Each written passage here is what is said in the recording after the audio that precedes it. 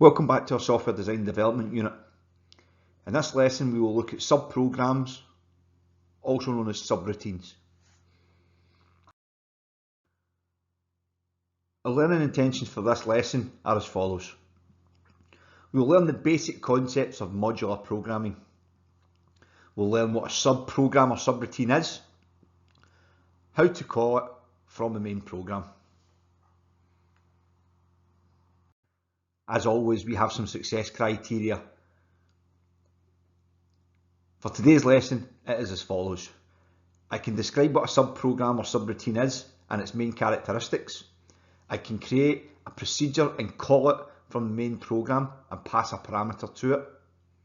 I can create a user-defined function to carry out a particular task. I can call a user-defined function and pass a parameter to it. I can return a value from a user-defined function. This success criteria should be used to judge your progress through the lesson. So what is a subprogram or a subroutine? These are smaller, named sections of code that are written within the body of a larger program. The purpose of a subprogram or subroutine is to perform a specific task. There may be occasions where this task needs to be done more than once, and therefore our subprogram or subroutine can be called at a variety of different points throughout the main program. Therefore, we can reuse the code within a subprogram or subroutine.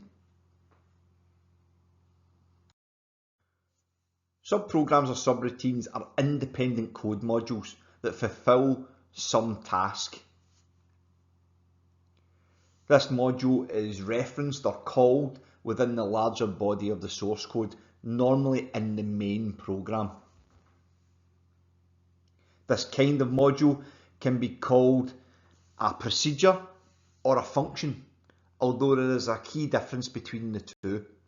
The main difference is that a function will always return a value and as such must be part of an expression. We'll look at that a little later.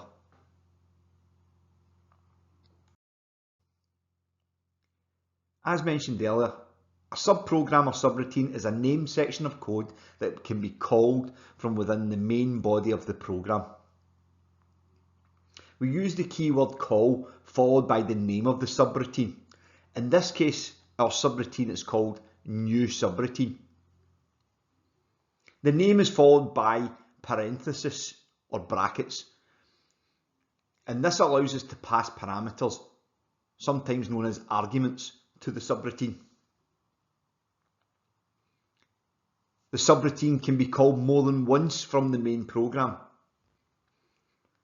Each time the subroutine is called, different parameters can be passed to it.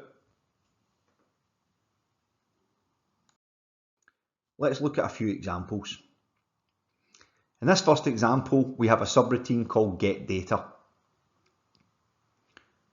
It is called and the array pupils is passed to it as a parameter.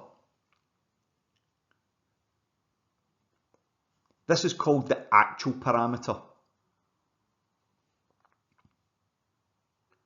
The formal parameter data1, which is being passed by reference, is the identifier used in the procedure to stand for the value sent to it when called.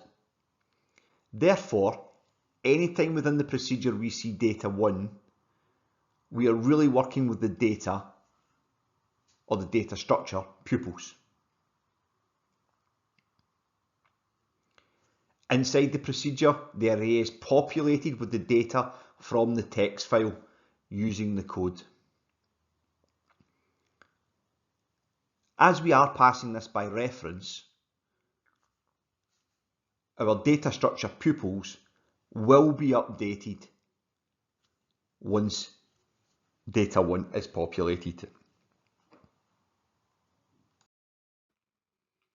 Let's now look at user-defined functions and how they work. As mentioned earlier, the key difference between a procedure and a function is that the function will always return a value.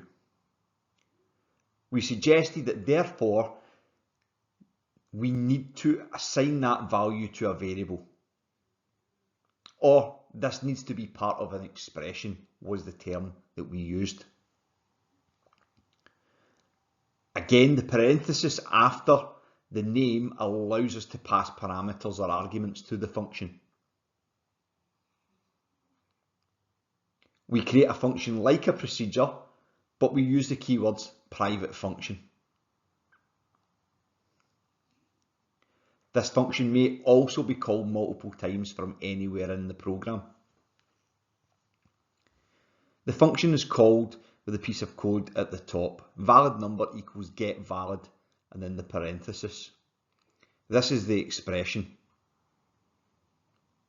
Our function is called get valid. As we will always return a value, we must assign that to a data structure, in this case a variable called valid number. In this example, we are going to call a function called getValid.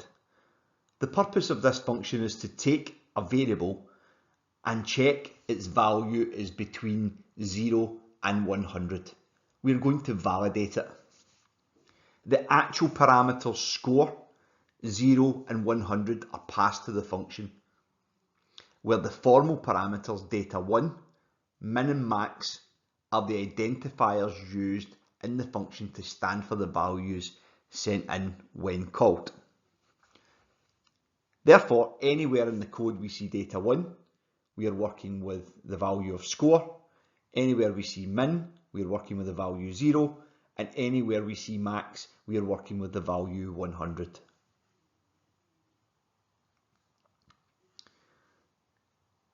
When this is called, the data in the variable score is validated and sent back out to be assigned to the variable valid number.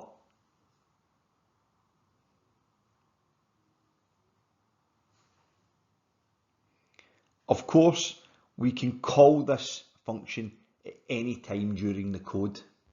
In this example, we are validating a number between 0 and 100.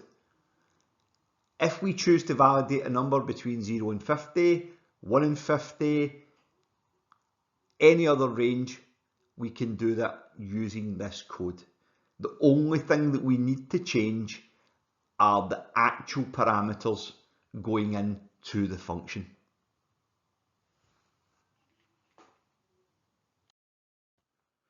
Here's another example. We have a finding max algorithm put inside this function. This function will always return the maximum value contained within an array. Again, our call statement is part of an expression where we send in the parameters, the actual parameters, score and count. Score being the array of values and count being the number of elements within that array. Our formal parameters are data1 and data2.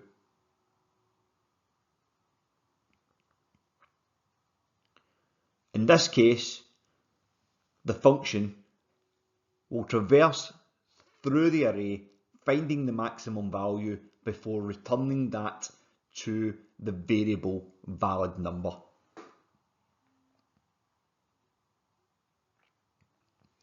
Again, this can be used anywhere within the program.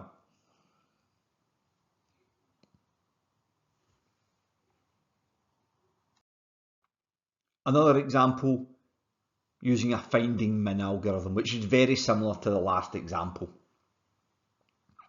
Again, we can call this algorithm from anywhere in the program to find the minimum value within a list of values or an array of values. We can call this multiple times using different arrays